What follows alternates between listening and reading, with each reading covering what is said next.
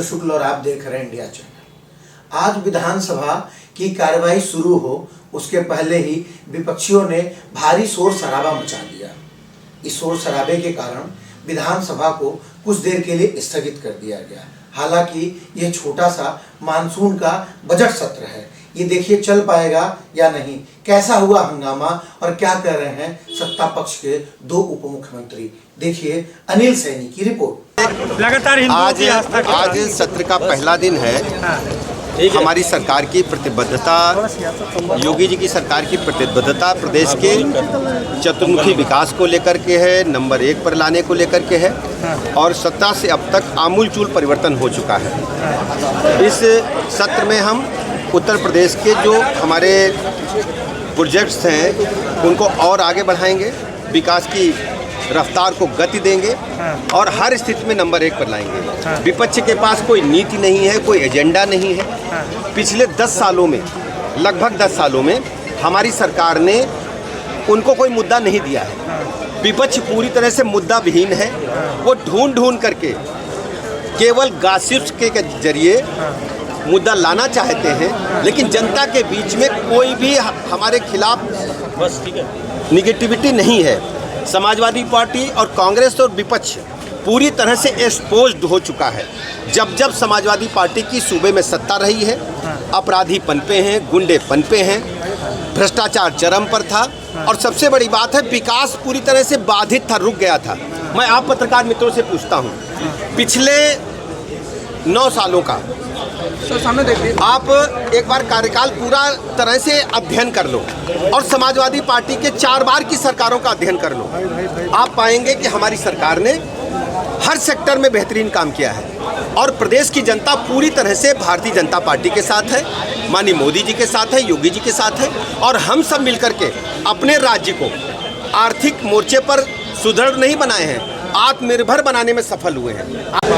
ये समाजवादी पार्टी हो, कांग्रेस पार्टी हो, ये हिंदू होने का ढोंग तो करते हैं, लेकिन इनका पूरा आचरण हिंदू विरोधी होता है, राम भक्तों का विरोधी होता है, शिव भक्तों का विरोधी होता है, कृष्ण भक्तों का विरोधी होता है।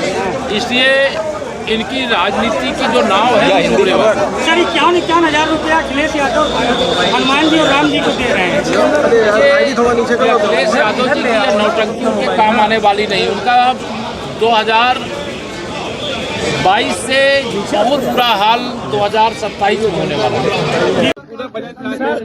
आज अनुपूरक बजट सरकार लाने जा रही है, कैसे देख रहे हैं? सरकार कह रही है कि ये बड़ा बजट होगा। क्या अखबार लाते हैं, क्या बजट लाते हैं?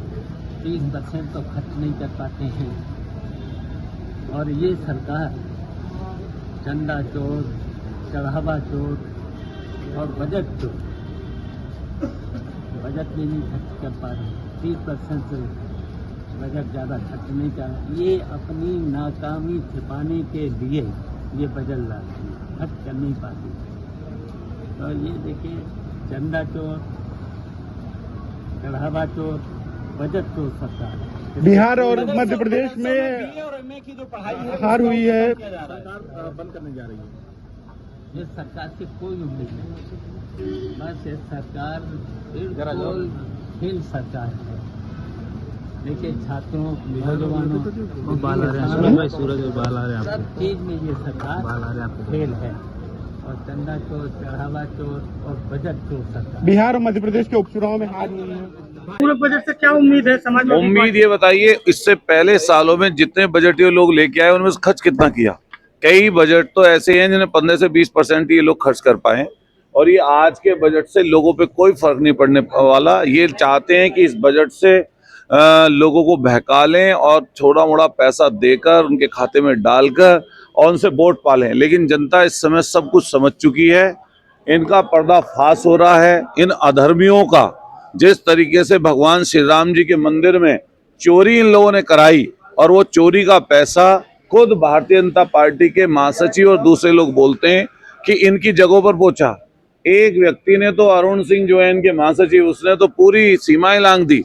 ये बोला कि वो पैसा हमने हथियार बंटवाए उस पैसे के। आप सोचिए, जब भगवान श्री राम जी के मंदिर में चोरी हुई और लूट और डाका हुआ और उस डाके के पैसे को ये कर्नाटक और अपने अनरजिस्टर्ड, जो इनका अनरजिस्टर्ड, और माननीय अखिलेश यादव जी जो कहते हैं कि एक रंगी जो लोग हैं उनके खातों में पहुंच रहा है, तो ये किस तरह की व्यवस्था दे पाएंगे। और हम कहना चाहते हैं कि माननीय मुख्यमंत्री जी ने जिस समय चोरी हुई थी उस समय खुलकर ये कहा था कि दूध का दूध, पानी का पानी 15 दिन में कर देंगे। ना आज के समय दूध का पता है और ना पानी का पता है। हम दूध भी लेके आए हैं, हम दूध और पानी दोनों लेके आए हैं, आपको भी दिखाएंगे कि चर्चा में है। क्या क्या चर्चा। कहा कि मदरसों में अघोषित आतंकवादी। अच्छा, आप उनसे ये पूछिए कि मदरसों की बात क्यों कर रहे हो जब भगवान रामचंद्र जी के मंदिर की बात चल रही है, जब उसमें आप लोगों का एग्रीमेंट, जो आपके एग्रीमेंट होना था, राम मंदिर में 850 करोड़ रुपए लगने थे और 2200 करोड़ रुपए इन्होंने लगा दिए। वो जो 1200 और हजारों करोड़ की जो पैसा है वो किसने खाया।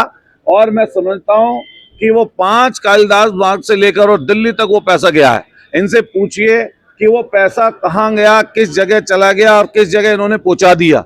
और ये भी जरूर पूछने की बात है इन लोगों से कि जब जो लोग शिकायत कर रहे थे, शिकायत करने वाले लोग गायब हो गए, एसआईटी की जांच हुई, जब अभी आएंगे डिप्टी चीफ मिनिस्टर साहब, स्टूल मंत्री जब पहुंचे यहाँ पर, उनसे ये पूछिएगा स्टूल मंत्री से कि भाई ये बताओ कि तुमने राम मंदिर जो चढ़ावा, तुमने जो पैसा दिया था वो सुरक्षित है या नहीं है। तुम लोग जो भगवान श्री राम जी को जो लोगों ने चरण पादुकाएं भी दी उनको भी खा गए तुम उनके ये बेईमान, अधर्मी, बेशरम, एक रंगी और निकृष्ट अधर्मी लोग ये अगर इस तरह की बातें करते हैं तो इनसे जरूर पूछिए कि जिस नाव पर बैठकर आपने सत्ता के शीर्ष को पाया, प्रदेश और देश में आपने सरकारें बनाई, उन्हीं भगवान रामचंद्र जी को आपने दगा दिया। यूपी के मदरसों में एमए और बीए की परीक्षा है, जो वो है शामिल और साजिद की डिग्री जो है वो खत्म हो सकती है आज कैबिनेट में। आप ये बताओ, जो जिस चीज की आप बात कर रहे हो ये तो इनका एजेंडा है। अभी जंतर मंतर पर जो धरना प्रदर्शन हुआ पटना में, जो सबसे सुरक्षित सीट थी भाजपा की, क्या जनता ने उसी जैन जी ने इनको चुनाव हरा दिया, इनको मध्य प्रदेश में भी चुनाव हरा दिया और इनको आपके बिहार में भी चुनाव हरा दिया। और आने वाले समय पर उत्तर प्रदेश से इनकी सरकार भगवान श्री राम जी हटाने का काम करेंगे। और नौजवान साथी जिनके पेपर लीक हुए हैं, जिनको परेशानी दिक्कत का सामना करना पड़ रहा है, और पेपर लीक में इन लोगों ने पेपर लीक कराकर अपने लोगों को वो पेपर दिया और अपने लोगों को पास कराने का काम इन लोगों ने किया है, जिसको नौजवान साथी देख रहे हैं। किसान, नौजवान, गरीब और हजारों हजार नहीं करोड़ों जो भगवान श्री राम जी के भक्त हैं वो लोग इनको हराने का काम करेंगे। और उत्तर प्रदेश में अगर किसी से आस है तो माननीय अखिलेश यादव जी से आस है, और माननीय अखिलेश यादव जी उत्तर प्रदेश के मुख्यमंत्री बनेंगे और तब इनका दूध का दूध, पानी का पानी करने का काम करेंगे। आखिरी सवाल है, कल जीतू